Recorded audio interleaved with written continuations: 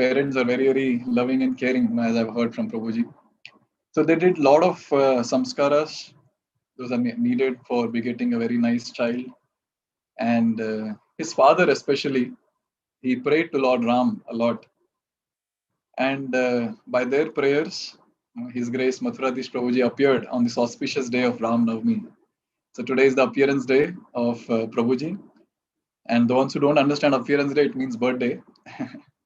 So for senior devotees, for exalted souls, we use the word as appearance day. So we can imagine we have two auspicious occasions and we are hearing from the lotus mouth of such a great soul. So let us all hear today the Janma Leela pastime of Lord Ram. Thank you very much. I would request Mathuradish Prabhuji to take over.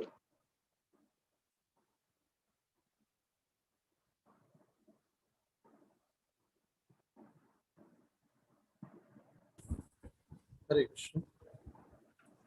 अनेक धन्यवाद सभी भक्तों को। तो आज रामनवमी तिथि का पवित्र तिथि है, पवित्र उत्सव है। 3 दिवसीय कथा का आज अंतिम दिवस है। तो उसी के क्रम में हम आज अंतिम पड़ाव पर पहुंचे हैं। तो तदनुसार कल की जो एक श्लोक के रामायण है उसकी चर्चा करते हुए जन्म लीला को भी हम स्पर्श करेंगे। हरे कृष्ण। तो कथा प्रारंभ से पहले 5 मिनट कीर्तन करते हैं, तदनुसार हम कथा में प्रवेश करेंगे। हरे कृष्ण। श्री रामचंद्र कृपालु भजुमन हरना भव भयदारुणम् नवकुञ्जलोचन कञ्जमुखकर कञ्जपदकञ्जारुणम्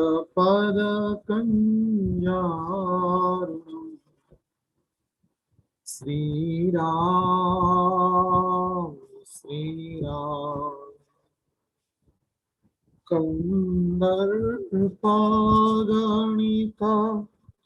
अमिता छवि नवनीला नीरज सुंदरम वटपीतमानहो तडित रुचि सुचि नौमि जनक सुपावनम् श्री राम भज दीनबन्धु दिनेश दैत्यवंशनिकन्दनं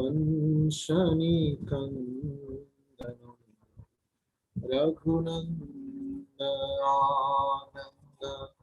कंदपोषण चन्ददशरथनन्दनं श्रीराम श्रीराम शिरमुकुटकुण्डल तिलकचारुदारु अङ्ग विभूषणम् आजानुभुज शर चापधर संग्रामजित हरदूषण श्रीराम श्रीराम ददति तुलसी दास शेषमुनिमनरञ्जनं मम हृदय कन्द निवासतु कामादिखलदललोचन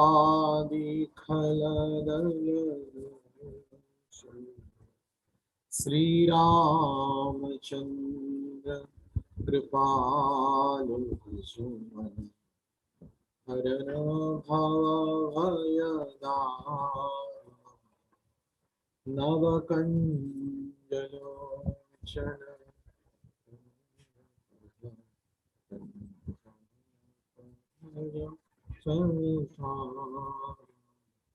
श्री राम श्री राम। हरे कृष्णा कृष्ण कृष्ण हरे हरे, हरे राम राम राम राम हरे हरे। जय सीताराम लक्ष्मण भक्त हनुमान, सीताराम लक्ष्मण भक्त हनुमान। जय राधा वेणु माधव, राधा वेणु मधुरा। जय जय प्रभुपाद प्रभुपाद प्रभुपाद श्रील प्रभुपाद। जय जय गुरुदेव गुरुदेव श्रील गुरुदेव। निताय गौर हरि बोल हरि बोल हरि बोल हरि बोल। श्री श्री सीताराम लक्ष्मण भक्त हनुमान की, श्री राम नवमी महामहोत्सव की, श्री श्री राधा वेणु माधव भगवान की, श्रील प्रभुपाद महाराज की जय, श्रील गुरु महाराज की जय, समवेत भक्त वृंद की जय। निताई गौर प्रेमानंदे हरि।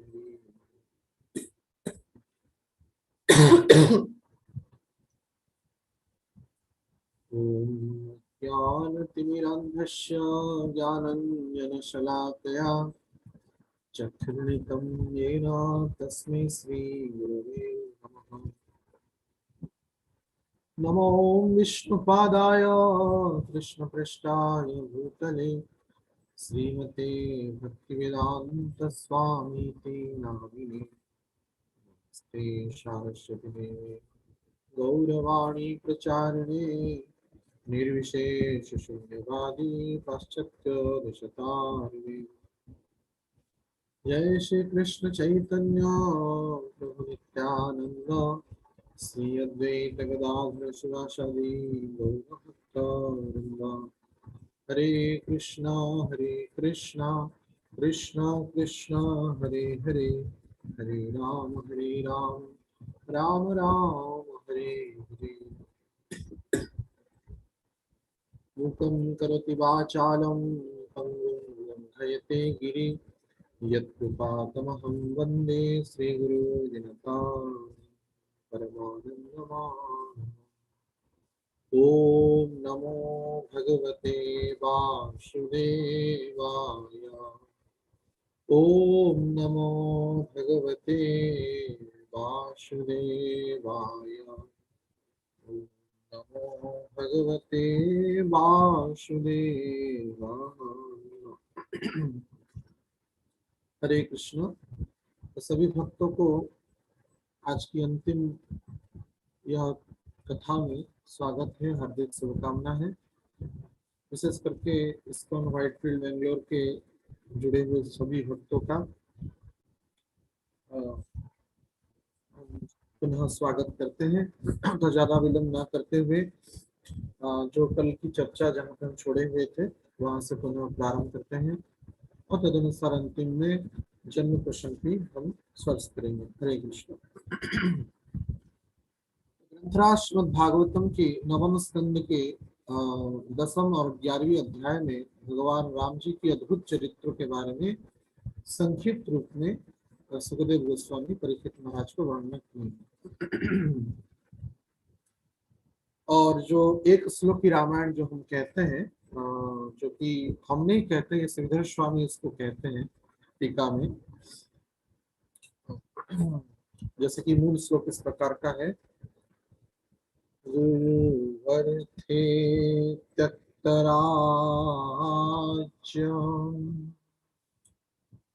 व्यचरुदनुवनं पद्मपदभ्यां प्रियायाः, पाणि स्पर्श क्षमाभ्याम् रुजित पत्थर जो यो हरीन्द्रानुजाभ्याम् वैरूप्याश्रूपणक्षा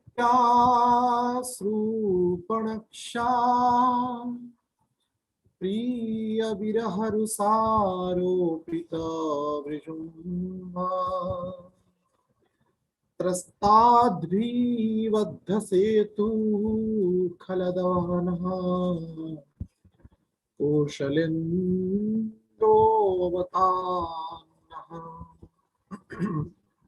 बड़ा ही यह सुंदर श्लोक है जो सुखदेव गोस्वामी के कंठ से प्रकट हुआ है।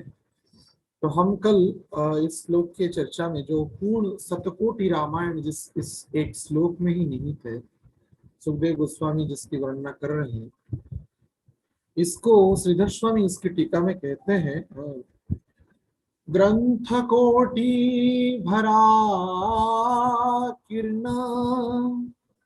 अद्भुतम राम विक्रमम अध्याय द्वैतो वक्ष्यम् एक श्लोके शमीष्यति। तो श्रीधर स्वामी हमारे जो भागवतम के आदि टीकाकार हैं, वे कहते हैं ग्रंथ कोटि भरा कीर्ण अद्भुतम राम विक्रमम। भगवान राम जी की जो विक्रम है, ऐश्वर्य है, बड़ा अद्भुत है। उस 7 करोड़ राम कोटि राम जी का जो चरित्र है, तो ऐसे चरित्रों को सुखदेव गोस्वामी ने 2 अध्याय में संग्रहित किया है। अध्याय द्वैत वक्ष्य, और उन 2 अध्यायों की जो सार है संपूर्ण रामायण को एक श्लोके समीष्यति, एक ही श्लोक में उसको समाहित कर दिया। संपूर्ण रामचरित्र को प्रारंभ से लेकर के अंतिम पर्यंत सुखदेव गोस्वामी ने यहाँ पे वर्णना कर लिया है। तो हम कल वैरूप्याश्रूपणक्षा यहाँ तक चर्चा किए थे। तो जैसे कि सबको चरित्र विदित ही है, शूर्पणखा का नाक कान कटने के बाद खरदूषण आदियों के द्वारा वो जो प्रेरित हुई राम जी को आक्रमण करने के लिए, वो प्रेरित की, तो खरदूषण सबका संहार किए भगवान राम अकेले ही सम्मोहन बाण के द्वारा। तदनुसार वो सबका जब देहांत हो गया और मारीच तो पहले से ही जब विश्वामित्र के यज्ञ में मारीच राक्षस जो था उसको भगवान ने लंका पर्यंत एक ही बाण में घास के तिनका से ही फेंक दिया था। तो यहाँ पे खरदूषण आदि असुरों का वधन होने के बाद शूर्पणखा जो है अपनी भ्राता रावण के पास गई और पुनः उसकी अभियोग की जो कि खरदूषण को की। तो संपूर्ण वृत्तांत को सुनने के बाद विशेष करके भगवान राम की जो अर्धांगिनी माता सीता की अद्भुत सौंदर्य की वर्णना की, क्योंकि रावण तो कामी था ही, सहज ही रावण की चरित्र के बारे में वाल्मीकि रामायण में वर्णना है। जहां तहां जाता था उस लोक की सुंदरी स्त्रियों को वो उठा ले आता था। राक्षस प्रवृत्ति का ही था और था ही सहज राक्षस, उसी क्रम में वो उसकी इस प्रकार की क्रिया रहती थी। तो बाकी इस लीला के क्रम में अवतार भगवान राम जी के अवतार के क्रम में रावण का, क्योंकि सीता हरण रावण मरण ऐसा कहते हैं, सीता का जब हरण होगा तभी रावण का मरण होगा। और वाल्मीकि रामायण में यह भी प्रमाणित है कि भगवान ने बिना वैरण रुद्रता, बिना वैरता से ही रौद्रता अर्थात शत्रुता ग्रहण कर लिया असुरों से, ऐसा शपथ किए। जब ऋषियों का हड्डी को देखे नासिक के पास जो पंचवटी में, तो वहां पे वे शपथ कर लिए कि मैं सभी असुरों का संहार करूंगा, इस पृथ्वी से सभी असुरों का संहार करूंगा।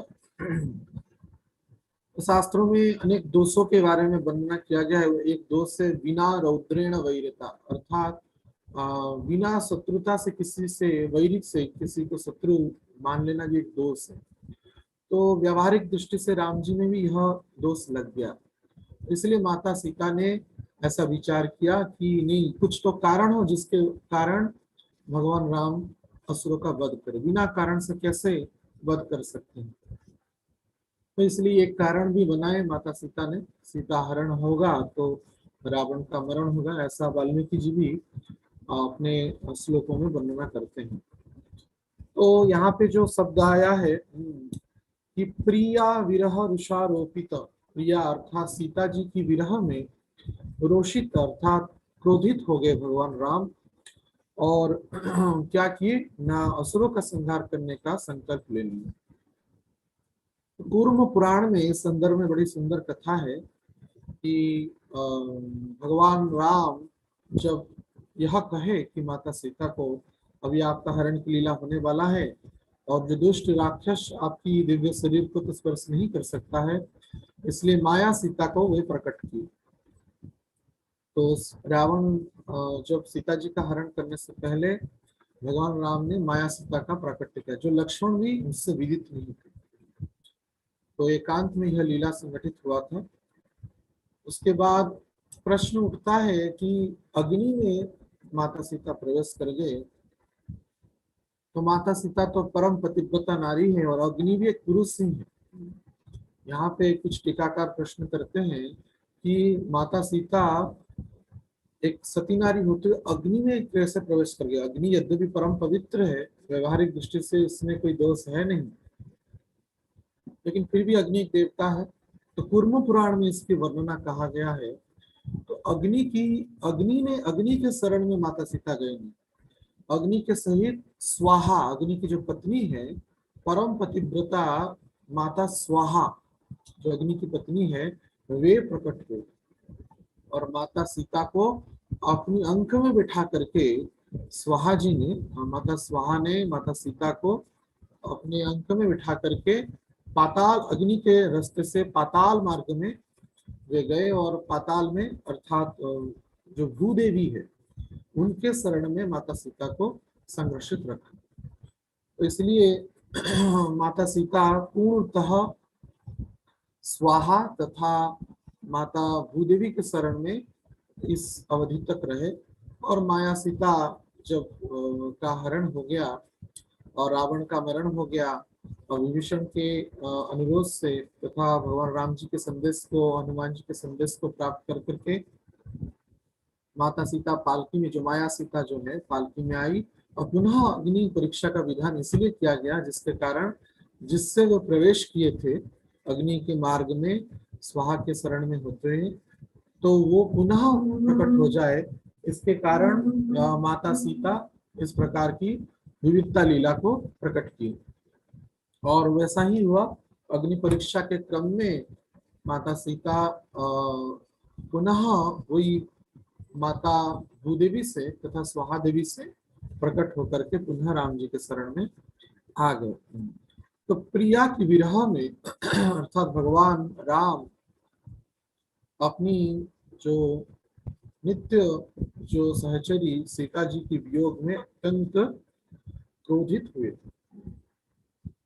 और क्रोधित होकर के वे क्या किए ना, रोपित भ्रूरिजुम्न, अर्थात बड़ा यहाँ पे विषमता प्राप्त होती है। अन्य रामायण में, विशेष करके वाल्मीकि रामायण में भी वर्णना है, जब भगवान समुद्र देव को मार्ग की भिक्षा किए, 3 दिवस तक वे तपस्या किए, उनको प्रार्थना की, तब भी समुद्र देव ने कोई मार्ग दिया नहीं। तो वहां पे भगवान क्रोध करते हैं और धनुष और बाण को लाने के लिए लक्ष्मण को कहते हैं।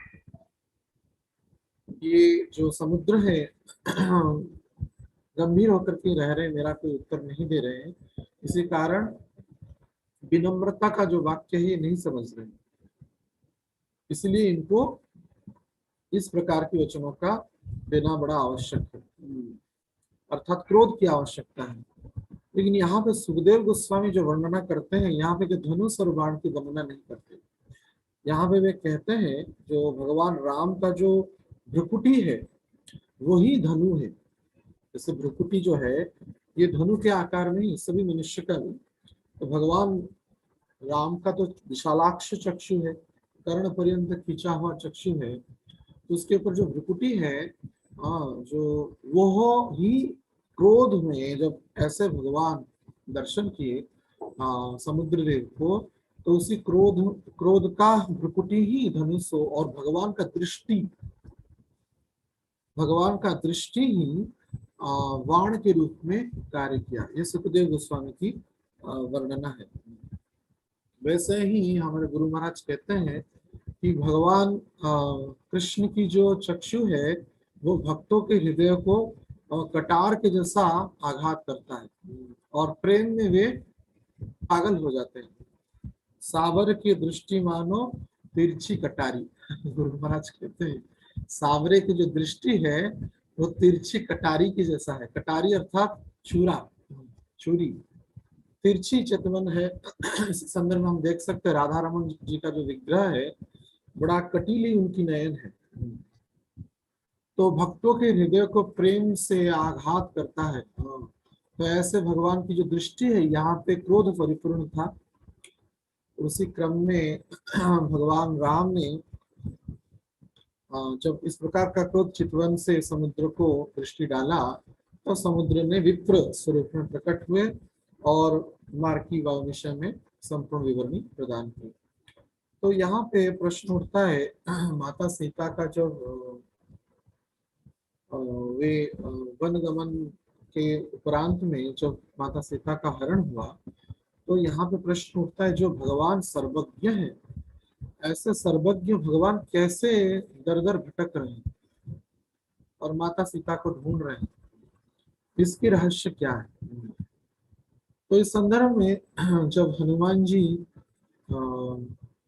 जो समुद्र को लांग करके लंका में पहुंचे और अशोक वाटिका में माता सीता का अनुसंधान किए, वे वहां पे कहते हैं कि हे माता सीता, आपको कोई चिंता करने की बात नहीं है और अभी आप पूर्णतः सुरक्षित हैं, ऐसा ही मानिए। और अभी भगवान राम जी को पता नहीं था, कि आप अशोक वाटिका में थे, तो इसलिए उन्होंने इस काल तक कोई पदक्षेप नहीं लिया। और वैसे ही चतुर्मास तो बीत ही गया, तो बारिश के महीनों में तो यात्रा असंभव थी, तो इसलिए ऋषिशृंग पर्वत पर भगवान राम ने 4 महीना चतुर्मास को बिताया। तदुपरांत बानरों और वृक्षों के जो अधिपति हैं महाराज सुग्रीव है, उनके क्रम में ये अनुसंधान दल बैठाया गया। चारों दिशाओं में बंदर भालुओं ने और माता सीता को ढूंढने का प्रयास किया। दक्षिण दिशा में हम लोग आए और हम आपको आपकी अनुकंपा से, भगवान राम की अनुकंपा से हमने आपको ढूंढ पाया। तो उसके बाद कहता आप कोई चिंता की बात नहीं, अभी तो मैं आ ही गया हूँ, तो चलिए मेरे पीठ पर बैठ जाइए और मैं आपको राम जी के निकट पहुंचा देता हूँ।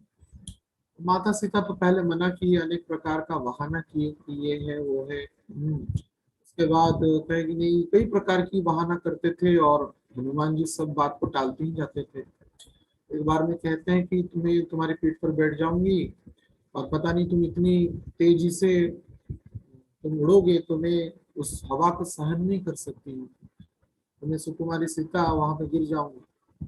दूसरी बात को भी हनुमान जी टाल देते हैं।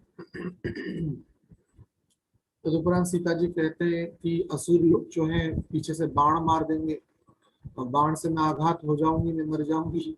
हाँ, वाल्मीकि में ऐसा बहुत सारे श्लोक है। कहते हैं तो ये भी संभव पर नहीं हो सकता है, मेरा रहते रहते कौन आपको बाण मार सकता है, मैं सुरक्षा कवच कर दूंगा।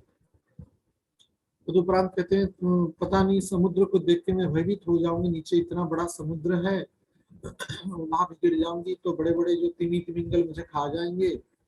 हाँ, इसलिए मैं तुम्हारे पीठ के ऊपर नहीं बैठ सकती। तो ऐसे अनेक प्रकार का उदाहरण दिए और बहाना किए, लेकिन हर एक बात को हनुमान ने टाल दिए अपनी प्रगाढ़ युक्ति के माध्यम से। अंतिम में हनुमान जी कहते हैं हे माता सीता, आप चिंता मत करिए, संपूर्ण रावण, जो संपूर्ण लंका समेत रावण के सहित संपूर्ण लंका को ही उखाड़ करके अशोक वाटिका के समेत मैं आपको पीठ पे बिठा करके राम जी के चरणों में पहुंचा दूंगा। भगवान राम जी की अनुकंपा से मुझ में इतनी सामर्थ्य है, ये मेरी सामर्थ्य नहीं, भगवान राम की नाम की तथा उनकी कृपा की ही सामर्थ्य है। मेरे गुरु की यह कृपा है, प्रभु राम की यह कृपा है। तब तो माता सीता के पास अन्य कोई बहाना था नहीं कि कैसे हनुमान जी को टाल पाए। तो उसके बाद माता सीता कहते हैं कि हे पुत्र हनुमान, बात यह नहीं कि भगवान राम को मेरे बारे में पता नहीं था और तुम्हारे माध्यम से पता चलेगा, वे सर्वज्ञ हैं। तो इसलिए मैं तुमको एक अभिज्ञान देता हूँ। किसी उदाहरण के माध्यम से किसी बात को समझाना को संस्कृत में अभिज्ञान कहा जाता है। तो माता सीता कहते हैं वाल्मीकि यह वाक्य, अभिज्ञानम प्रयच्छामि, मैं तुमको एक अभिज्ञान देता हूँ। क्या? जयंत का प्रसंग जो चित्रकूट में हुआ था उसकी वर्णना करते हैं। तो जयंत जो है, इंद्र का जो पुत्र जयंत, वो युवावस्था के समय में अत्यंत उन्माद अवस्था में वो जब चित्रकूट में आया और माता सीता का और भगवान राम जी के से अंतरंग लीलाएं हो रही थी उस समय, तो दुष्ट जयंत ने माता सीता को, सीता के वक्ष देश पर आघात किया। तो अपनी प्राण वल्लभा सीता को इस प्रकार की कोई अवमानना करे तो प्रभु रामचंद्र कैसे सहन कर सकते हैं। तो अत्यधिक क्रोधित होकर के भगवान राम जी ने मात्र घास का तिनका को उठाया और घास का तिनका को उठा करके जयंत के पीछे छोड़ दिया। तो वह राम बाण के रूप में परिवर्तित होकर के जयंत के पीछे भागने लगा और जयंत सर्वत्र विचरण करने लगा उस बाण से बचने के लिए, लेकिन वह किसी भी अवस्था से इससे निस्तारित नहीं हो पाया। और अंतिम में सबको कृपा करने वाले परम भक्त देवर्षि नारद ने जयंत को यह सुझाव दिया कि जिनके चरणों में तुम्हारा अपराध हुआ है तो उन्हीं के चरणों में जाकर के प्रपन्न हो जाओ, तब जाकर के तुम इस अतः पीड़ा रूपक राम बाण से निस्तार पा सकते हो। जैसे दुर्वासा मुनि के पीछे सुदर्शन भागा था, वैसे ही जयंत के पीछे राम बाण भागने लगा। तो प्रश्न उठता है कि ऐसा नहीं कि भगवान राम जी अनुसंधान किए कहाँ कहाँ जा रहा है, बस एक संकल्प लेकर के बाण को छोड़ दिए, घास के तिनका को ही, तो जयंत के पीछे भागने लगा और अंतिम में वो उल्टा होकर के गिरा। उसको तो प्रपन्नता के बारे में पता नहीं था, शरणागति के बारे में पता नहीं था।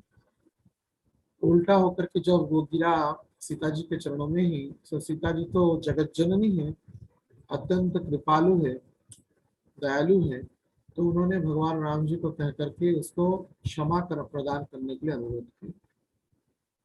यद्यपि भगवान राम प्रारंभिक स्थिति में इसके लिए प्रस्तुत नहीं थे, लेकिन माता सीता के अनुरोध से बड़ा सुंदर वहां पे युक्ति दिया है वाल्मीकि रामायण में। उसके प्रसंग है कि इसका दीक्षा ही हो गया, नाम हो गया, संस्कार हो गया, ऐसा कहते हैं। तो एक गुरु होते हुए शिष्य को कैसे कष्ट दे सकता है? आप जगत गुरु हैं और आपके चरणों में प्रपन्न हुआ है। अनेक प्रकार की युक्तियों के माध्यम से सीता जी बड़ा सुंदर वहां पे कहती हैं कि जब संतान के मुख में, बालक जो संतान सद्य जन्म हुआ होता है, कुछ समय के बाद उसके मुख में दांत आ जाता है। तो जब दांत आ जाता है तो वो उसमें खुजलियां होती है, दांत में, नया नया दांत में, तो बड़ा अटपटा लगता है उस संतान को। तो क्या करता है, जो भी चीज मिलता है उसको काट देता है, चबा लेता है। तो वैसे ही जब नया नया दांत आता है माता के वक्षदेश से, जो दुग्धपान करता है संतान, तो पहला बार किसको करता है? माता के वक्षदेश ही काट लेता है। ये हर एक माताओं की अनुभूति है निसंदेह। लेकिन इसका अर्थ नहीं कि उस समय माता जो होती है क्रोधित हो जाती है, अत्यधिक आनंदित होती है। अरे मेरे संतान का दांत आ गया है और ये चबाने में समर्थ हो रहा है, ऐसा कहकर के उल्लासित होती है, आनंदित होती है और एकांत में अपने पति को भी कहती है कि मेरे जो आपके जो संतान है, हमारे जो संतान है, उसकी दांत आ गया और अभी वो चबा सकता है, आज मेरे वक्त इसको काट दिया है, मैं बड़ा प्रसन्न हूँ। तो माता सीता यह उदाहरण देती है। सोच सकते हैं जो जो कृपालु कितने हैं, जो राधा रानी, श्रीमती राधा रानी, सीता जी, ये जगत जननी माता सीता कितने कृपालु हैं। ऐसे धृष्टता करने वाला जयंत को भी इस उदाहरण के माध्यम से वो कहते ठीक है, उसकी कुछ चोंच लगा दिया तेरे वक्त देश को, तो इससे माता को कोई अप्रसन्न भाव नहीं होता। ऐसा कहते हुए माता सीता उसको क्षमा करने के लिए कहती है। तो तदनुसार भगवान भी माता सीता के वचनों के अनुसार उसको क्षमा दान करते, नहीं तो वो भस्मी ही हो जाता रामबाण के माध्यम से।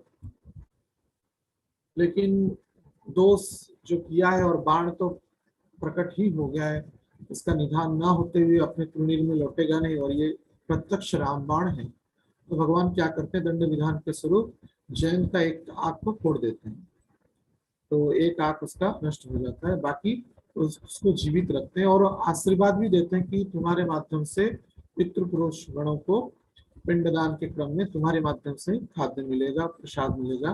तो यह परंपरा आज भी है, पितृपुरुषों को जब पिंडदान किया जाता है तो कौवाओं के माध्यम से ही, अर्थात जयंत के सूत्र में कौवाओं के माध्यम से ही, क्योंकि जयंत कौवा बन के गया तो पितृपुरुषों को वो पिंड या वो प्रसाद प्राप्त होती है।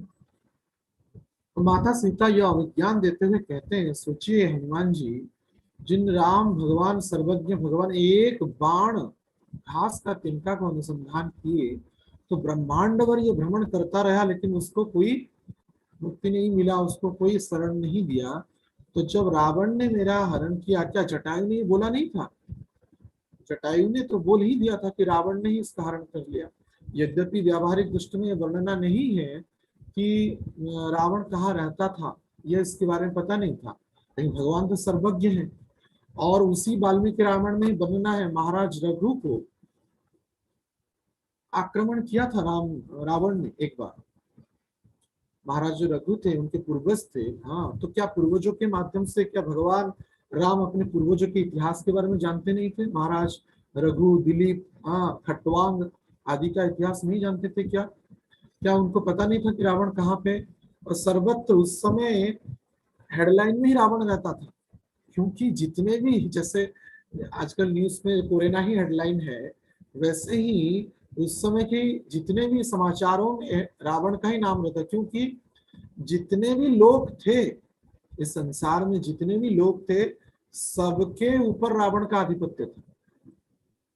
ब्रह्मांड का एक प्रकार से एक छत्रवादी शासक था वो।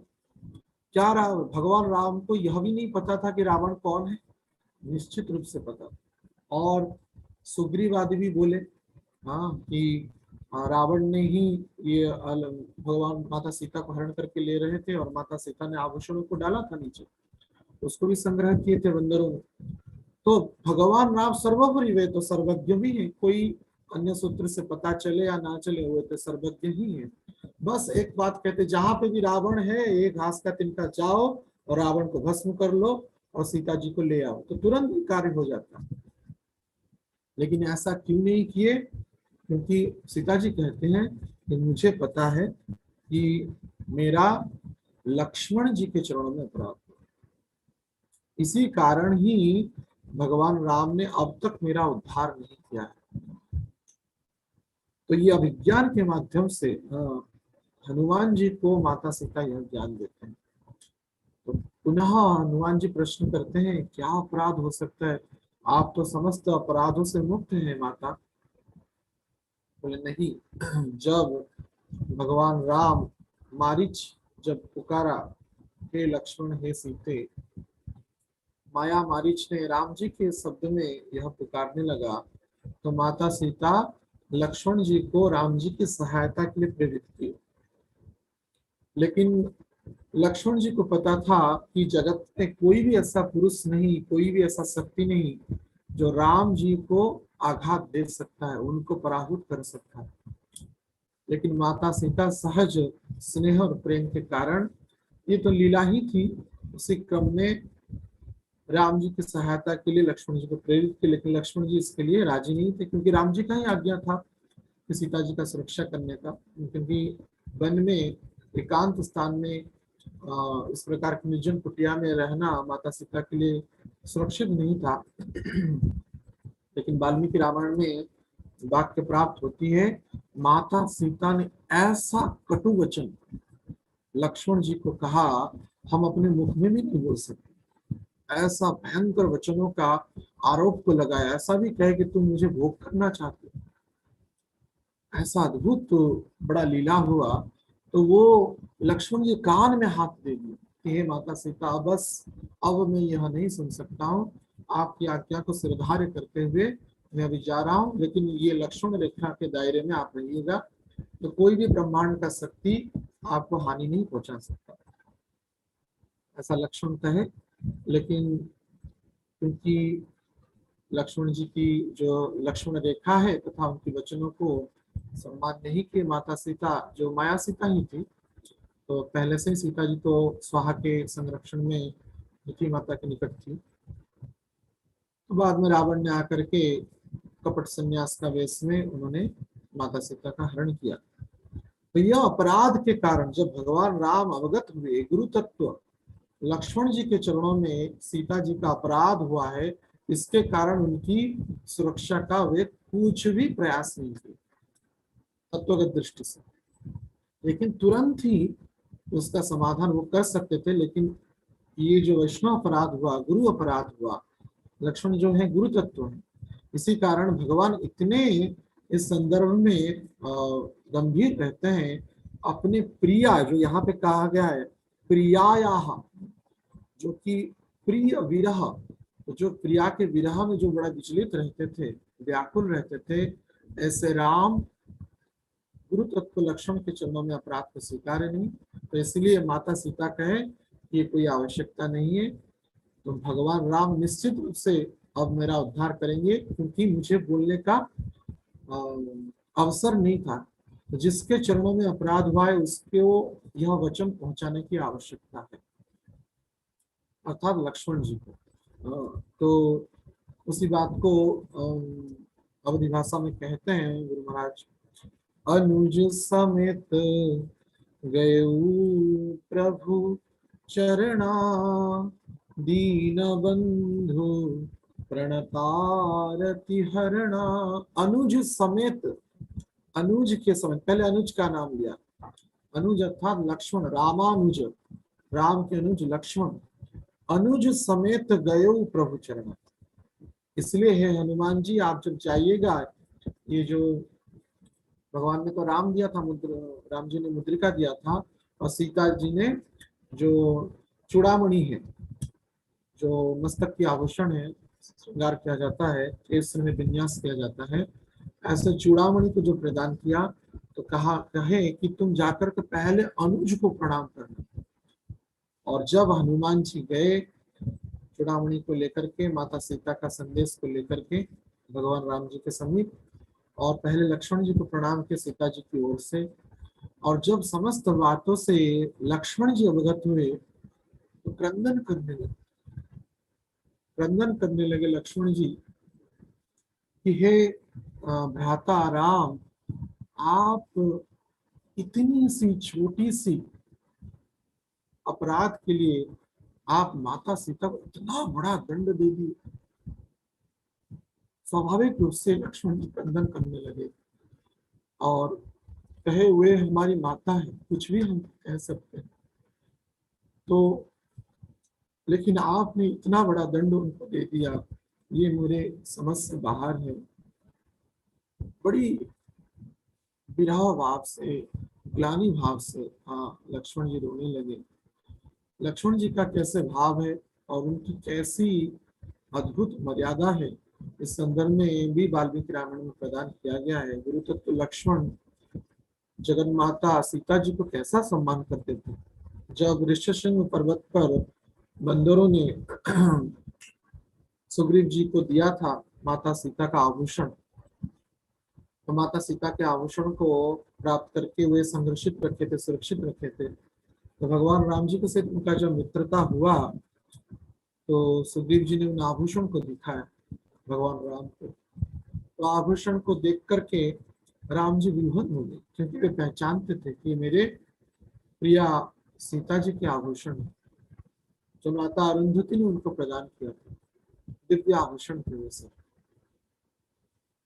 तो उसको देख करके क्रंदन करने लगे भगवान राम। पहली बार माता सीता का विरह के बाद उनकी जो चिन्ह है वो सब मिला। तो लक्ष्मण जी को पूछते हैं, हे भ्राता लक्ष्मण, क्या आप इन आभूषण को पहचानते हैं? एक एक आभूषण को देखते हैं हनुमान लक्ष्मण जी, नहीं इसको तो मैं नहीं जानता, इसको तो मैं नहीं जानता, एक आभूषण को बस पहचान। बड़ा सुंदर वाक्य है, कहते हैं, ना हम जानामि केयुरे न च कंकणं च नूपुरम् अहं जानामि नित्यं पादसेवया।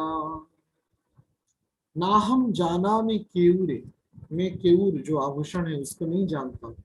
न च कंकणम च, हाथ की यह कंकण जो है जो माताएं धारण करते हैं, मैं भी इसको नहीं जानता हूँ। लेकिन हाँ हे भ्राता राम, मैं एक आभूषण को पहचानता हूँ। क्या? नूपुरम अहं जानामि नित्यं पादसेवया।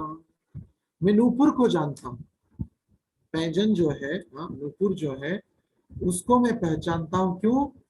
नित्यम पादसेवया। जब नित्य आपका, और आप जब चित्रकूट में जब स्फटिक शिला पर बैठते थे, एक स्फटिक शिला अभी भी है चित्रकूट में, आप कभी जाएंगे तो देख सकते हैं, वहां पे माता सीता और राम जी का चरण है। आप सोचिए, माता सीता और राम जी की यह लीला जो है बहुत पुरातन है, इस युग की बात नहीं है, त्रेता की बात है, और इस त्रेता की भी बात नहीं है।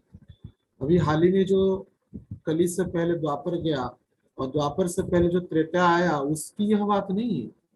वैवस्वत मनवंतर जो है, यह जो वैवस्वत मनवंतर चल रहा है, इसकी 28वीं यह दिव्य कली चल रहा है। तो उसी क्रम में 24तम त्रेता, जैसे एक एक मनु की 71 दिव्य युग होते हैं, 71, तो 24तम त्रेता की यह लीला है, भगवान राम जी की लीला, आपकी लीला नहीं है, बहुत पुरातन है। अगर ऐसा अगर गणना किया जाए, 1,84,00,000 साल पहले की बात है। भगवान राम का प्राकट्य इस धरती पर अयोध्या में 1,84,00,000 वर्ष पूर्व हुआ था, और वो भी 24तम जो मनवंतर जो है, अर्थात वैवस्वत मनवंतर की 24तम दिव्य त्रेता में, त्रेता की अंतिम संध्या में भगवान राम जी का प्राकट्य हुआ। लेकिन अब तक यह शिला चित्रकूट में अभी भी सुरक्षित है। कैसे? क्योंकि काल जो है भगवान की चिन्हों को, विशेष कृपा चिन्हों को मिटा नहीं सकते। अब भी आप देखेंगे, लगेगा जो सीता कुंड जो है वहां जहाँ पे चित्रकूट में जाएंगे देखेंगे, लगता है कि मानो कोई सद्य ही माने कोई गीली मिट्टी के ऊपर मानो कोई चरण रखा है। माता सीता का अरुणाले चरण अभी भी वहां पे प्राप्त होते, बड़ा ही कोमल स्पर्श है वो। अभी भी लगता है कि मानो अभी सद्य कोई गीली मिट्टी के ऊपर मानो चरण रखे गया है, अभी भी वो सुरक्षित है। काल इसको मिटा नहीं सकता, कृपा चिन्ह।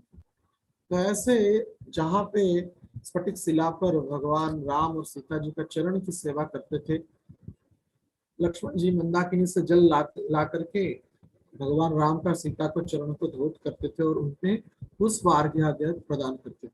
तो उस समय माता सीता की चरण में जो नूपुर जो शोभायमान रहता था, उसकी शोभा विन्यास को चरण के क्रम में वो देखे थे।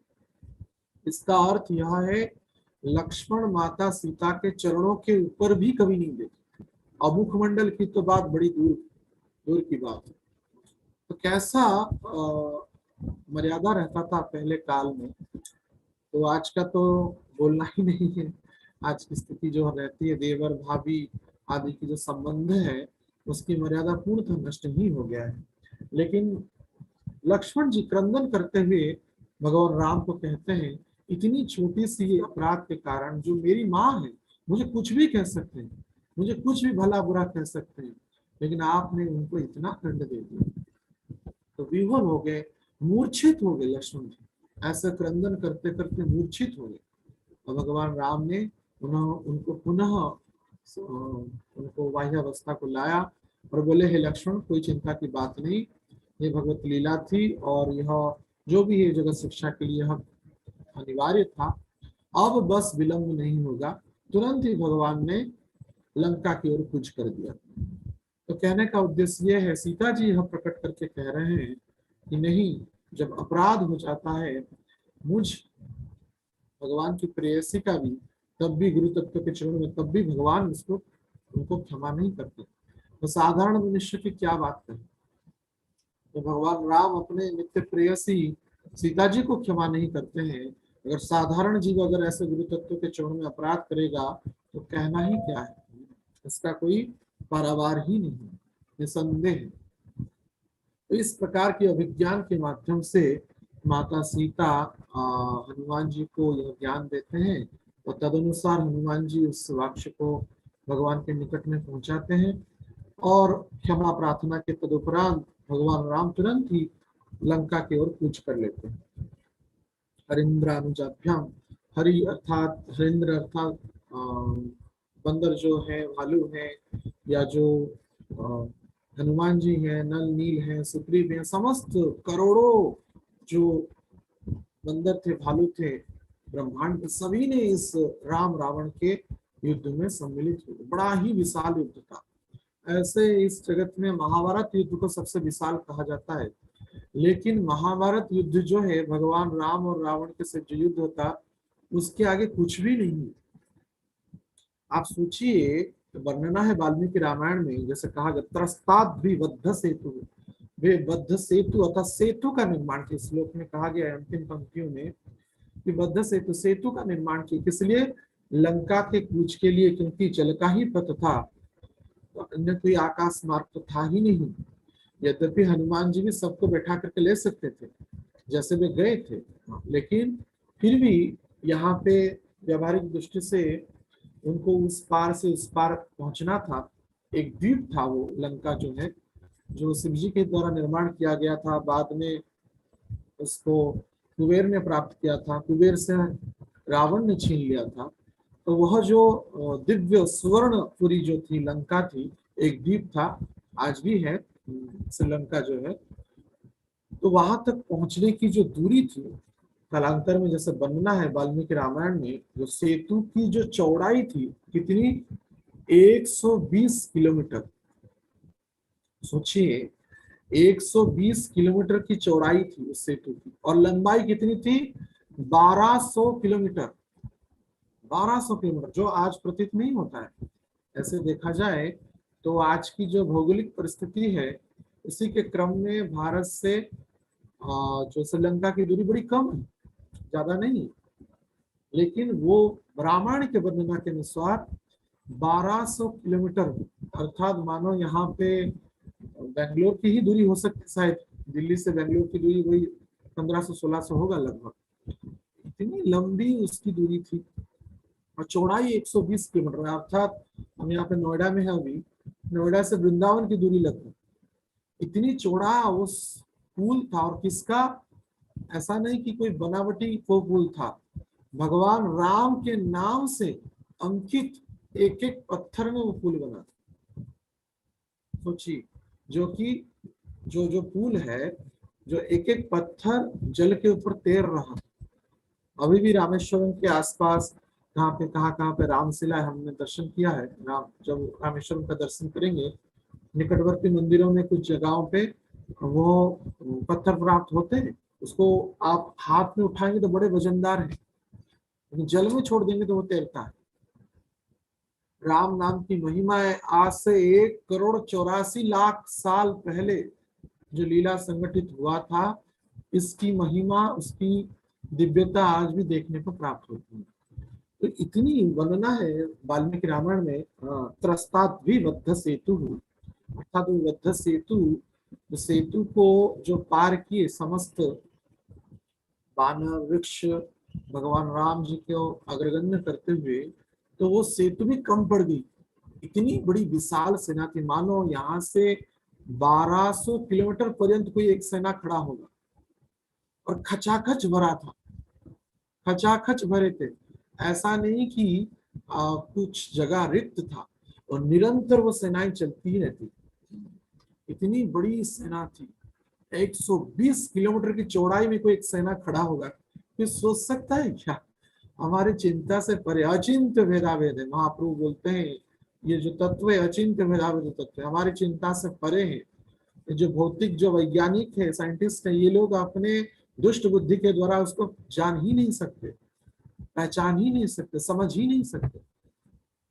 हमारा जो चक्षु है मात्र लवण सागर के सीमित तक ही, इसके उपरांत भी जो जम्बूद्वीप है, इसकी जो अन्य द्वीप प्लक्ष आदि द्वीप है, दूध का सागर है, दही का सागर है, मधुर जल का सागर है, मदिरा का भी सागर है, आदि सागरों की सोच सकता है ना वैज्ञानिक? देख सकते, पृथ्वी को ही नहीं देख सकते, ये भूमंडल की बात है। हाँ, तो इस प्रकार की दिव्य लीला को कैसे कोई भौतिक बुद्धि से समझ सकता है?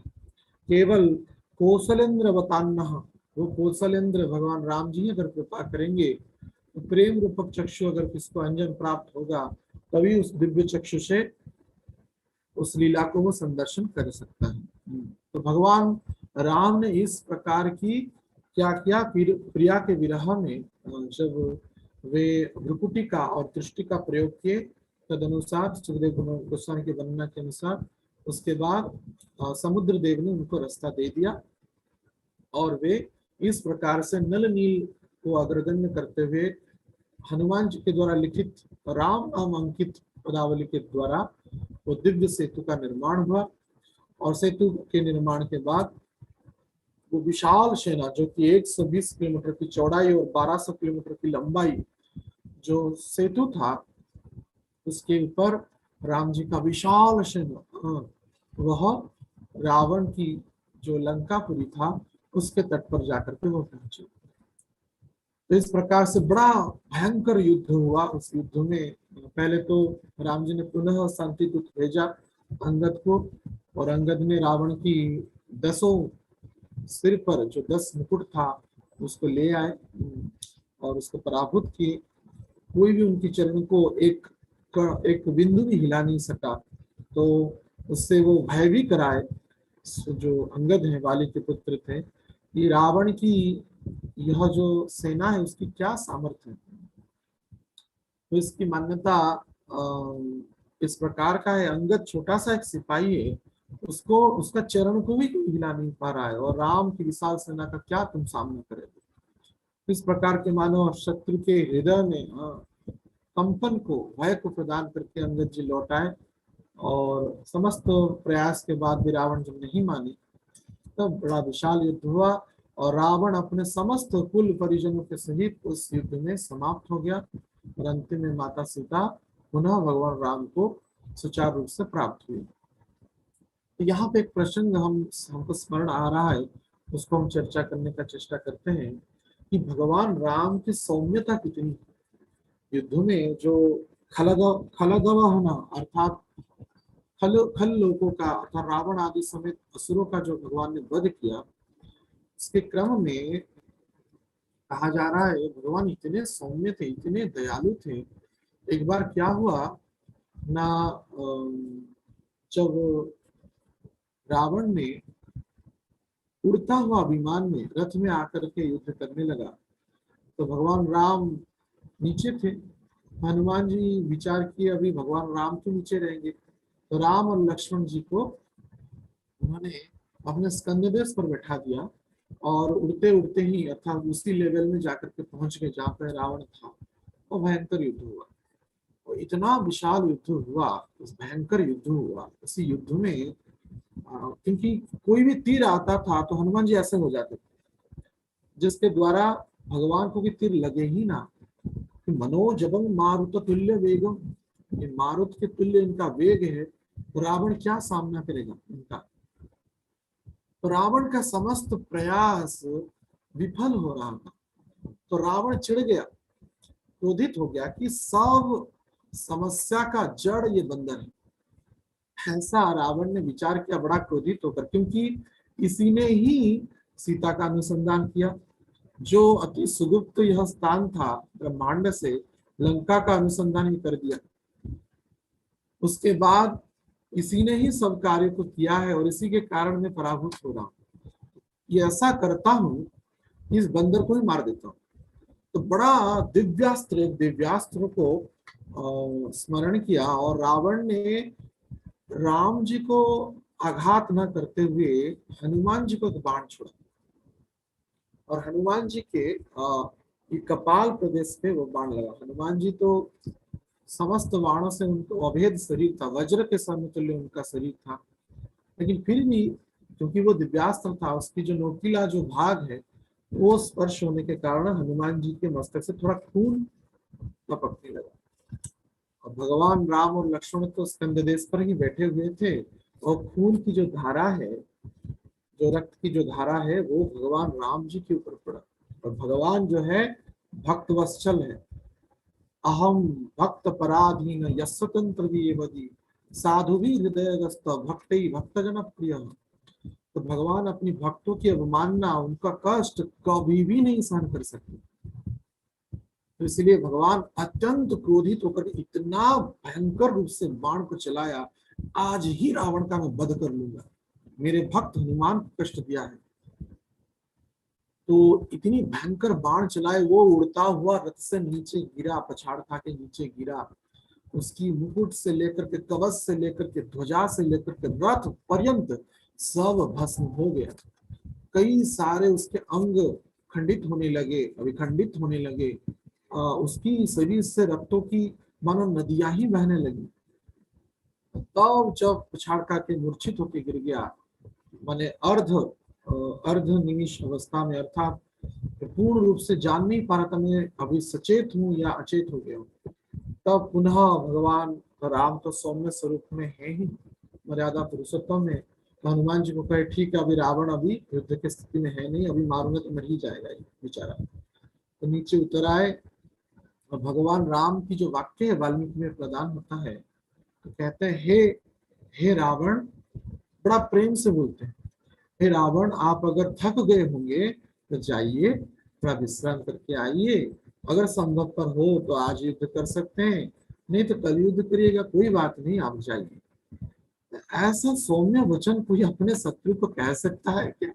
तो थोड़ी देर में भगवान का क्रोध समाप्त हो गया। यद्यपि जो अपनी प्रिया विरह रुषा, प्रिया के विरह में अत्यंत रुषा को अर्थात क्रोध को जो प्राप्त किए, ऐसे राम का सौम्य स्वभाव है, ऐसा विनम्र स्वभाव।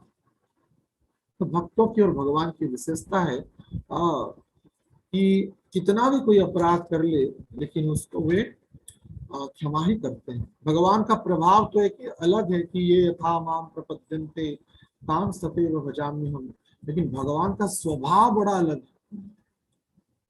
तो अवधि भाषा में वर्णना है कि मैं जानू निज नाथ स्वभाव, अपराधी पे कोह ना का। कितना भी कोई अपराध कर ले तो क्रोध नहीं करते, क्रोध नहीं करते। तो ऐसा भगवान राम जी का स्वभाव है। जैसे भी हो, लीला के क्रम में भगवान राम ने रावण का वध किया और माता सीता को उद्धार किया लंका से, और जो पुष्पक विमान से विभीषण के समय समस्त जो परिकर है उनके सहित वे पुनः अयोध्या को लौट करके आए। जो हम दीपावली का उत्सव मनाते हैं, भगवान के स्वागत के लिए संपूर्ण अयोध्या सुसज्जित हो गया। दीप की मानो नगरी बन गई। सरयू के किनारे संपूर्ण अयोध्या में भगवान का बड़ा विशेष स्वागत हुआ। जटाजूट को भगवान राम ने उसको उससे विच्युत होकर के पुनः राजपुरुष जो है, राजा का जो स्वरूप जैसा रहता है, वैसा दिव्य किरीट कुंडल आदि दिव्य आभूषणों से अभिषिक्त होते हुए भगवान का राज्याभिषेक हुआ। और बड़ा ही सुंदर प्रकार से वे राम राज्य की शासन, जो कि जगत में सुविख्यात है, उसको वो किए।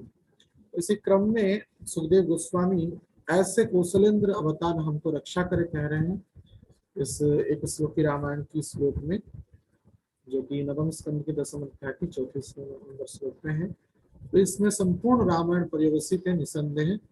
तो आज तो विशेष रामनवमी का तिथि है।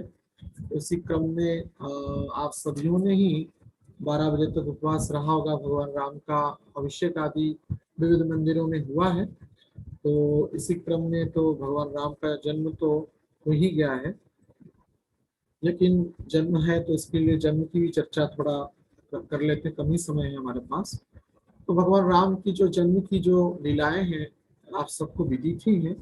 इसी क्रम में क्योंकि दशरथ महाराज को 60,000 वर्ष हो गया, 60,000 वर्ष पर्यंत एक ही उनकी संतान थी। सुमित्रा के गर्भ से शांता नामक कन्या बस प्रकट हुए थे, जो कि अंग देश के राजा थे। उनको भी वे दत्तक पुत्र के रूप में दान कर दिए।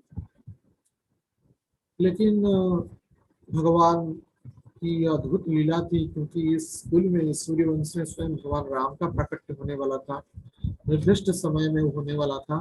तो दशरथ महाराज ऐसे जब व्याकुल हुए कि अब उत्तराधिकारी कौन बनेगा, अपत्रिक होकर के क्या मैं मरूंगा क्या। और उनको पता भी था, क्योंकि श्रवण कुमार का श्राप भी लगा था कि तुमको पुत्र विरह में तुम्हारा मृत्यु होगा। तो पुत्र होगा तो ये पता था, क्योंकि ऋषि का श्राप के क्रम में आशीर्वाद भी सन्निहित है। क्योंकि जब श्रवण कुमार के पिता माता का अज्ञानता से वध हो गया दशरथ महाराज के शब्दभेदी बाण के द्वारा, तो माने श्रवण कुमार का वध हुआ। और उनकी जो माता पिता जो थे श्रवण कुमार के, उन्होंने श्राप दिया कि तुम्हारा हमारे जैसे पुत्र विरह में हमारा मृत्यु हो रहा है, तुम्हारा भी वैसे मृत्यु होगा। उसी क्रम में उस समय भी राजा दशरथ अपत्रित थे, अर्थात उस समय तो विवाह नहीं हुआ था, लेकिन उनको पता था कि अवश्य ही वह दिव्य मंगलमय समय आएगा जब मैं संतान को प्राप्त करूंगा। लेकिन 60,000 वर्ष हो गया और कुछ ही समय में बाल सब पकने ही वाले थे, क्योंकि भगवान राम का राज्याभिषेक के समय ऐसा बनना है कि दशरथ महाराज देखे कान के बाल पक रहे थे। कान के बाल पका अर्थात वृद्ध हो गया। उस समय तो त्रेता का युग था, तो इसलिए मनुष्य की आयु विशेष करके 10,000 साल रहती थी। लेकिन इनकी विशेष आत्माएं थे, बड़े पुण्यात्माएं थे, स्वर्ग की राजाओं को भी जो सहायता किए हैं। ऐसे राजा जो इंद्र को भी जो सहायता किए देवासुर संग्राम में, तो कोई साधारण यह महात्मा नहीं थे, दशरथ तो थे। तो इसीलिए बड़ी लंबे समय तक उनकी आयु रही है। तो उसी क्रम में जब संतान को प्राप्त नहीं किए थे, तो अपने गुरु वशिष्ठ मुनि के पास जाकर के प्रपन्न हुए। और वशिष्ठ मुनि कहे कि जो आपके जो जमाता है ऋष्यशृंग, उनके माध्यम से जब उत्कृष्ट यज्ञ होगा तब जाकर के निश्चित रूप से हे राजा दशरथ आप पुत्र रत्न को प्राप्त करेंगे। तो ऋष्यशृंग ऋषि की कथा भी बड़ा प्रसिद्ध है, वाल्मीकि रामायण में उसकी वर्णना है। जो हम कह रहे थे, चर्चा कर रहे थे, विभांडक ऋषि के ये पुत्र थे ऋष्यशृंग। आजन्म अमोघ रेता ब्रह्मचारी थे, लेकिन जब अंग देश में अकाल पड़ा तो वहां की अकाल दोष को निवारण के लिए ऋषि ने यह प्रस्ताव दिया, तो जन्म से ही जिसको काम स्पर्श ही नहीं किया है, ऐसे महात्मा का चरण जब गिरेगा तब जाकर के इंद्र प्रसन्न होंगे और यहाँ पर वृष्टि होगी और अकाल दोष चला जाएगा। उसी क्रम में यद्यपि विभांडक जो ऋषि थे बड़ा प्रयास किए थे कि माया के द्वारा वो ना गिरे, लेकिन वेश्याओं ने अनेक प्रयास करते हुए विविध प्रकार से उनको प्रवंचन करते हुए ऋष्यशृंग ऋषि को वहां से वन प्रांत से अंग देश को ले लिए। और अंग देश में स्पर्श करने मात्र से ही वृष्टि होने लगा। और तदुपरांत जो राम जी की जो बहन थे शांता, जो दत्तक पुत्री थी अंग देश के राजा का, उसके से वे विवाह करा लिए और एक प्रकार के अंग देश के अधिपति ही बना लिए। उसी क्रम में विभांडक ऋषि के पुत्र जो ऋष्यशृंग है, वे दशरथ को अत्यंत प्रसन्न हुए यहाँ प्रस्ताव सुनते हुए, तो उनके अनुसार वे उत्कृष्ट यज्ञ का पालन किए और बड़ा विविध प्रकार से सुवर्ण वेदियों के माध्यम से वैदिक मंत्रों के द्वारा जो ऋषिशृंग ऋषि जो थे उनके मुख्य पुरोहित थे, उस यज्ञ के मुख्य यजमान जो थे दशरथ महाराज थे। तीनों रानियों के समेत जो वहाँ पे उस यज्ञ में यज्ञ की दीक्षा लिए थे और यज्ञ से स्वयं भगवान ही प्रकट हुए। कोई रामायण में बताया गया कि अग्नि भगवान प्रकट हुए, कुछ रामायण में वर्णना है कि स्वयं भगवान ही यज्ञ पुरुष जो भगवान है वे ही चरु को लेकर के प्रकट हुए। और चरु जो यज्ञ चरु होता है वो दशरथ महाराज को प्रदान किए और दशरथ महाराज ने बड़ा विचित्र भाव से उस यज्ञ चरु का बंटन किया और उस यज्ञ चरु जो थी तो आधा भाग जो है कौशल्या माता को प्रदान किया गया और बाकी जो आधा भाग को दो भाग में विभक्त किया गया। तो एक तो कैकेयी को प्रदान किया गया और एक सुमित्रा को प्रदान किया गया, लेकिन दोनों ने ही और जो दूसरी जो भाग थी उसकी एक एक भाग को देते हुए सुमित्रा को प्रदान कर दी। तो इसलिए दो भाग सुमित्रा को चला गया और एक एक भाग जो लक्ष्मण को वर्षरी कैकेयी को और कौशल्या को प्राप्त हुआ। उसी क्रम में आज के ही दिव्य दिवस पर जो कि वाल्मीकि रामायण के वर्णना के अनुसार जो चैत्र मास की शुक्ल पक्ष की नवमी तिथि और पुनर्वसु नक्षत्र और कर्क लग्न में कौशल्या के गर्भ से भगवान राम का प्रकट हुआ। और ये नॉर्थ इंडिया में उत्तर भारत में बड़ा विशेष रूप से अवधी भाषा में इसको गाते हैं, प्रसिद्ध है। हमारे गुरु महाराज भी कई कथाओं में इसको गान करते हैं। भय प्रकट कृपाला दीन दयाला कौशल्या हितकारी हरसित महतारी मुनि मनहारी अद्भुत रूप विचारी लोचन अभिरामा तनु घन श्यामा निज आयुध भुजचारी भूषण बनमाला नयन विशाला शोभा सिंधु खरारी भय प्रकट कृपाला दीन दयाला। हे कृष्ण करुणार सिंधु, ये करुणा के सिंधु हैं, कृपालु हैं, अत्यंत कृपा करते हुए भगवान राम दीन दयाला, दीनों के दयाल करने वाले, दीन बंधु जगतपति, दीनों को दया करने वाले भगवान राम प्रकट हो गए। और कौशल्या हितकारी, कौशल्या को हित करने वाले, कौशल्या नंदन होते हुए वे प्रकट हुए। लोचन अभिरामा तनु घन श्याम, उनका तनु श्याम वर्ण का था, दुर्वादल श्याम, जो एक तो उसको कहते हैं ब्लूइश, एक तो ब्लूइश होता है, ब्लू जैसे भगवान कृष्ण का है, और जो ग्रीनिश ब्लू होता है, ग्रीनिश ब्लू जो होता है भगवान राम का वर्ण है। दुर्वादल श्याम, जो दूब घास होता है, थोड़ा श्याम दूब घास रहता है, वह वर्ण भगवान राम का रहता है। नीलाम्बुजम श्यामल कोमलम, तो ऐसे तनु घन श्यामा निज आयुज भुजचारी। पहले तो चतुर्भुज, जैसे देवकी माता के गर्भ से भगवान कृष्ण भी चतुर्भुज रूप में वासुदेव कृष्ण के रूप में प्रकट हुए, वैसे ही भगवान राम ने भी चतुर्भुज धारण करते हुए माता कौशल्या के गर्भ से प्रकट हुए। तब माता कौशल्या के अनुरोध से पुनः वे द्विभुज धारण करते हुए शिशु रूप में प्रकट हुए और क्रंदन करने लगे। तब जाकर के सबको पता चला कि भगवान राम का जन्म हुआ। भूषण बनमाला नयन विशाला शोभा सिंधु खरारी, बनमाला को लेते हुए चतुर्भुज धारण करते हुए भगवान राम का प्रकट हुआ था, लेकिन माता कौशल्या के अनुरोध से वे द्विभुज स्वरूप में बालक शिशु शावक के रूप में प्रकट हो गए।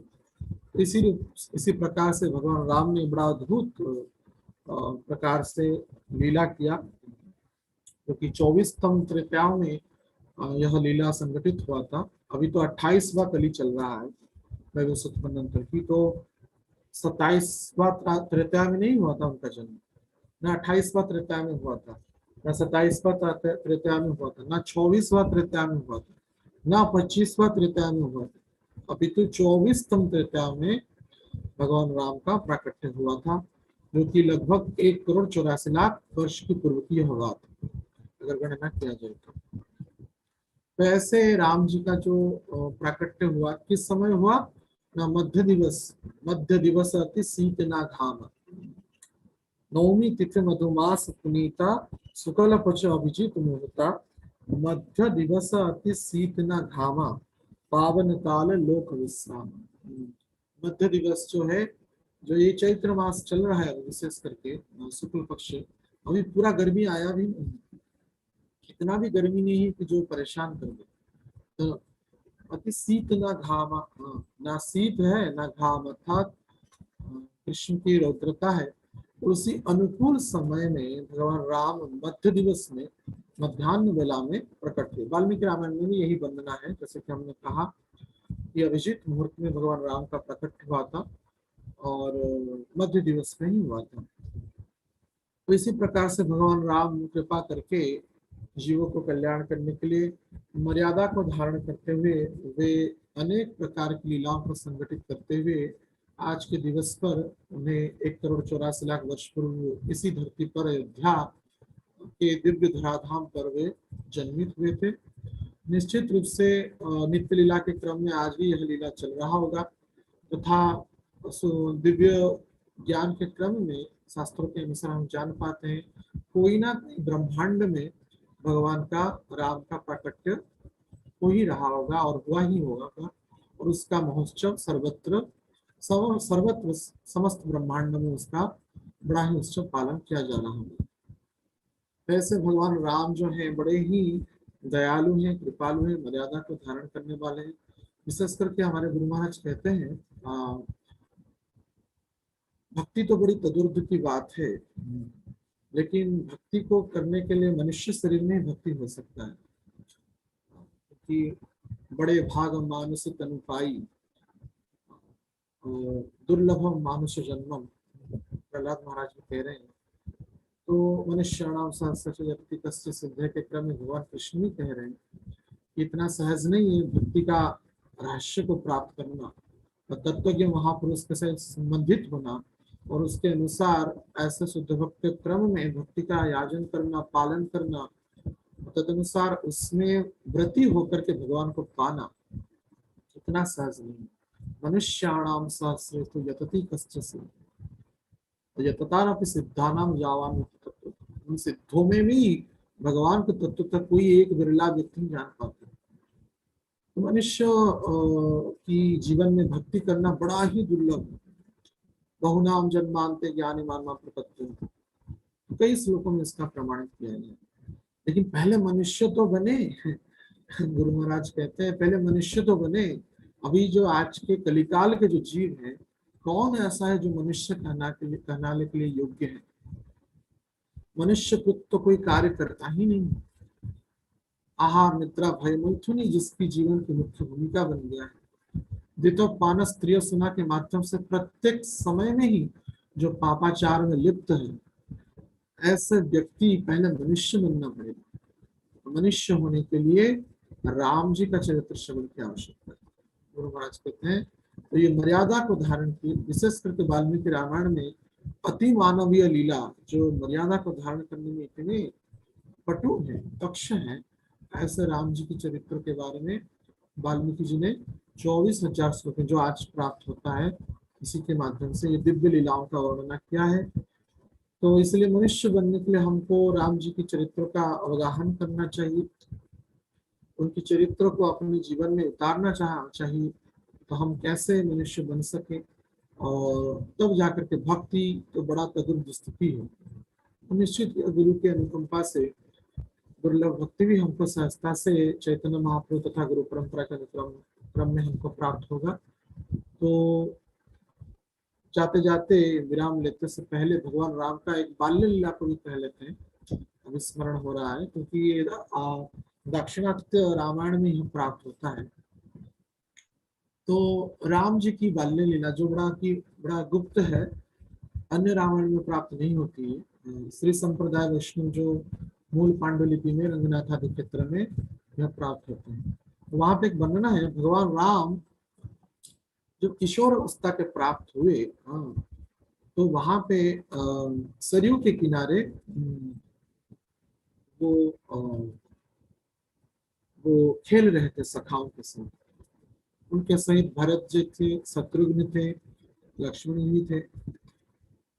तो प्रायतः देखा गया भारतवर्ष में श्राद्ध तर्पण आदि संस्कार होती है, तो सरयू के किनारे कई ब्राह्मण श्राद्ध तर्पण आदि कर रहे हैं।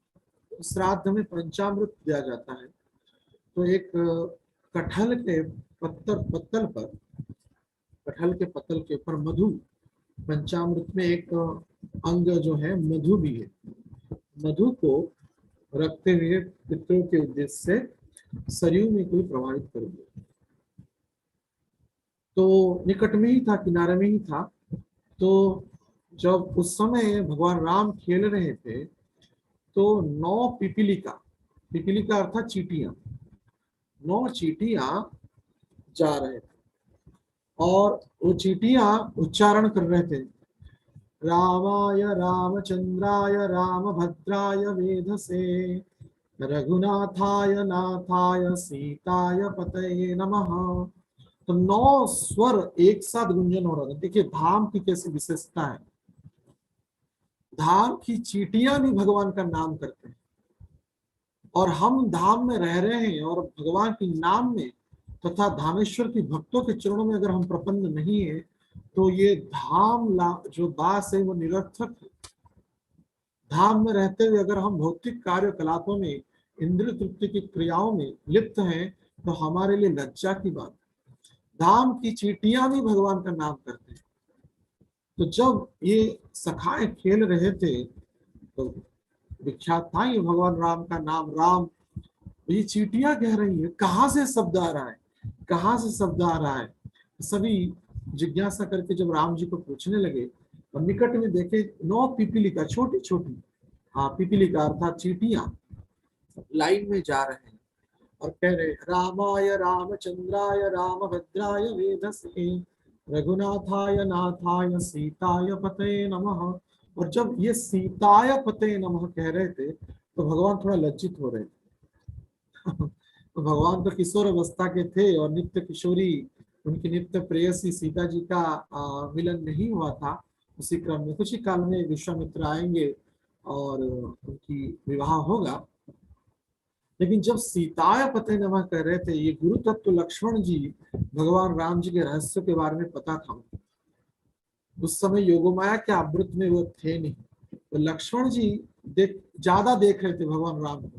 तो भगवान राम और भी लज्जित हो रहे थे और शत्रुघ्न आकर के पूछे कि ये सब अर्थ तो हमको समझ में आ रहा है, भ्राता ये सीता कौन है?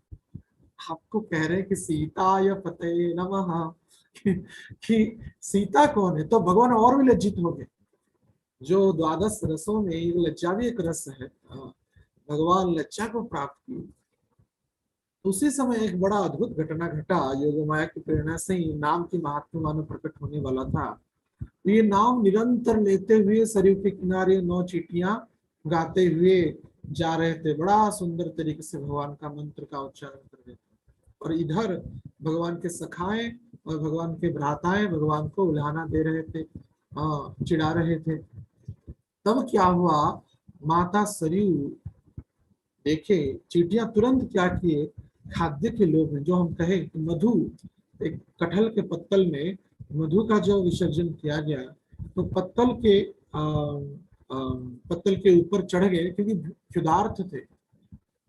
क्षुधा के कारण सहज स्वरूप में मधुओं का जो मिठास है उसको आस्वादन करने के लिए चींटियां वहां पे चले गए। और जब खाएंगे तब तो नाम चला जाएगा ना, क्योंकि मुख से उच्चारण कैसे करेंगे। तो मधुओं को चाटने लगे, खाने लगे, तो नाम जो है। और इधर भगवान लज्जा हो रहा था, भगवान को लज्जा लग रहा था। तो श्लोक जब बंद हो गए तो भगवान का लज्जा बंद हो गया, क्योंकि ये जब खाने लगे। लेकिन सरयू माता बड़ा प्रसन्नता से झूम रहे थे भगवान का, राम का नाम का सुन करके। सरयू माता आदिदैविक स्वरूप में माता जो वशिष्ठा है, वशिष्ठ की कन्या है सरयू, तो वे झूम रहे थे। तो भगवान का राम नाम जो सुनने में व्याघात हुआ, अरे राम नाम सुनने को मिला था, क्यों व्याघात हुआ? तो देखे कि चींटियां भगवान का नाम को छोड़ करके खाने के चक्कर में भगवान को भूल गए। तो माता सरयू थोड़ा क्रोधित हो गए, तो तुरंत ही एक जो जल का जो प्रभाव है, जो किनारे तटस्थ अवस्था में वो था, वो पत्तल, तो वो जो प्रभाव चलाया, तो प्रभाव में वो बह गया और पत्तल अभी सरयू के नदी के ऊपर तैर रहा था।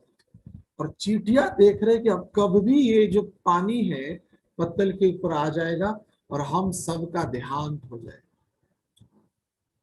तो बड़े भयभीत हो गए।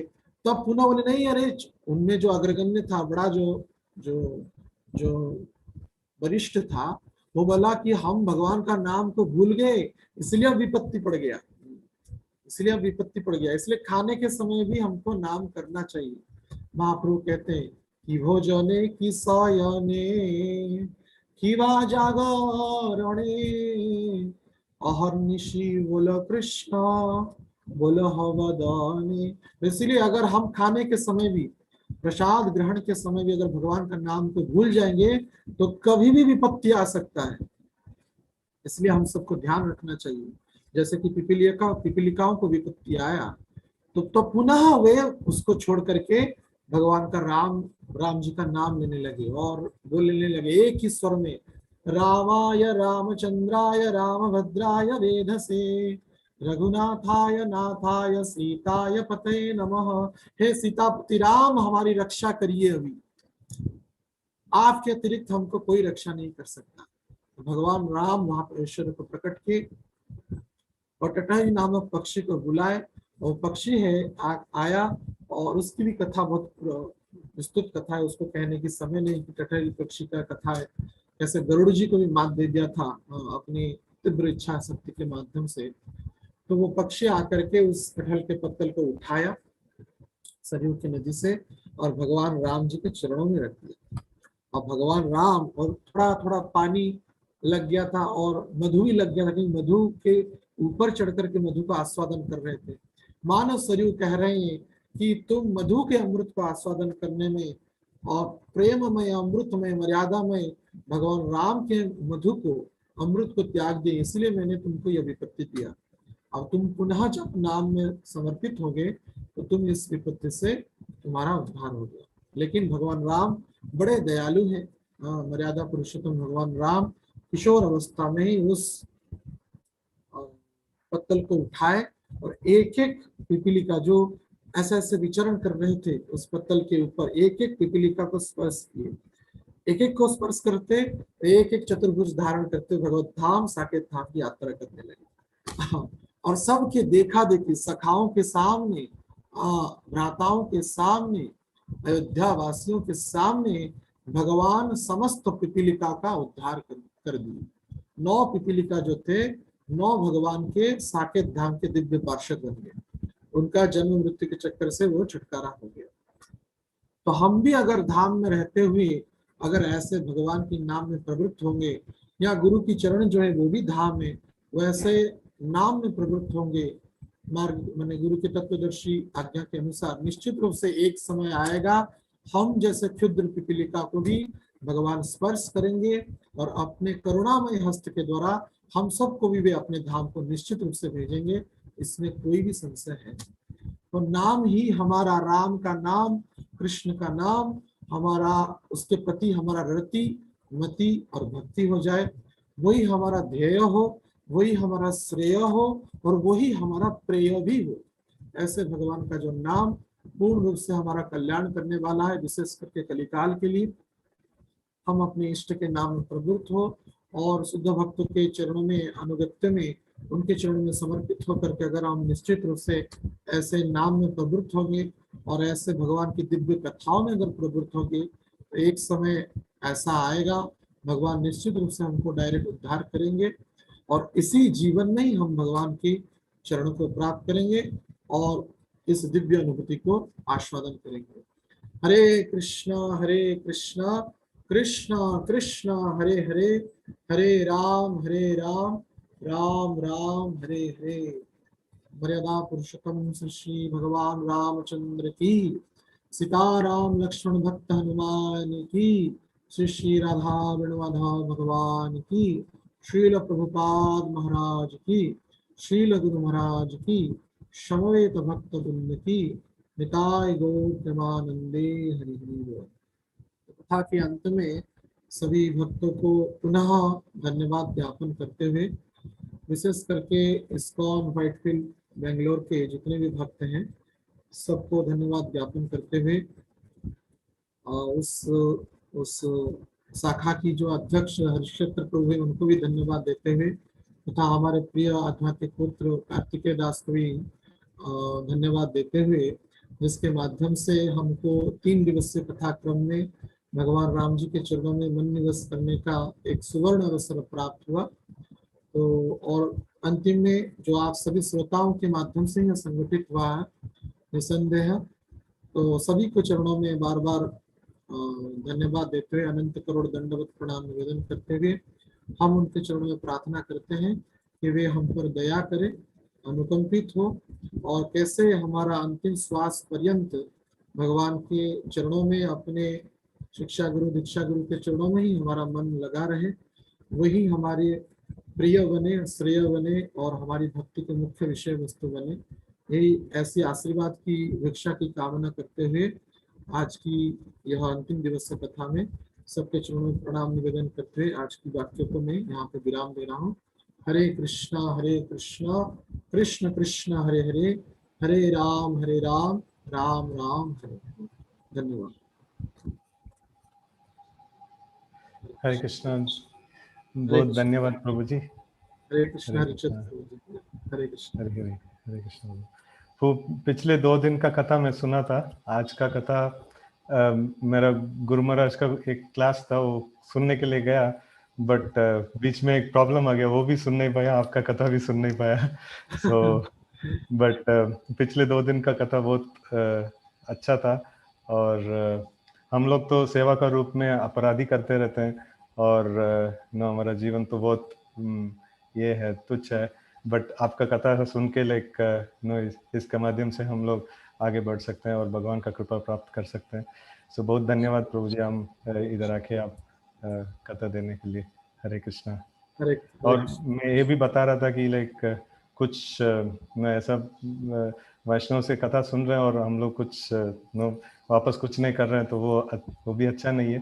तो हम लोग कुछ आपके लिए कुछ दक्षिणा देना चाहते हैं, और प्रभु जी आपसे कांटेक्ट करके कुछ ये देंगे, कृपा करके आप स्वीकार कीजिए प्रभु जी।